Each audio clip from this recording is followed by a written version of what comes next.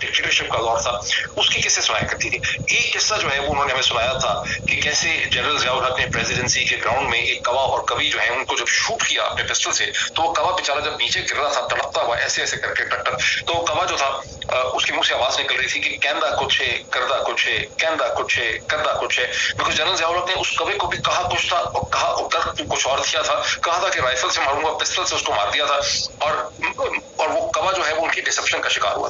मैंने वहां ये बात इसलिए कही थी कि मैंने कहा था कि शरीफ खानदान जो है इसकी जो सारी मेंटल ट्रेनिंग हुई है कि आपने गवर्न कैसे करना है, रूल कैसे करना है, हुकूमत करने का तरीका क्या है, लोगों को बेवकूफ कैसे बनाना है और कैसे अपना रास्ता बनाना है, इसकी सारी ट्रेनिंग उनकी जनरल ज़ियाउल हक ने उनकी इंटेलेक्चुअल मेंटोरिंग की हुई है। और जनरल ज़ियाउल हक और शरीफ खानदान अगर दोनों मिलके किताब लिखना चाहते हैं तो प्रिंस किताब की कोई हैसियत नहीं थी। निकोलाई मैकियावेली जो है वो मुफ्त में ही बदनाम हुआ, मुन्नी बदनाम हुई वाला किस्सा था, वरना जो किताब शरीफ खानदान लिख सकता है दी प्रिंस के हवाले से, वो प्रिंस बेचारा लिख नहीं सकता, उसका अशर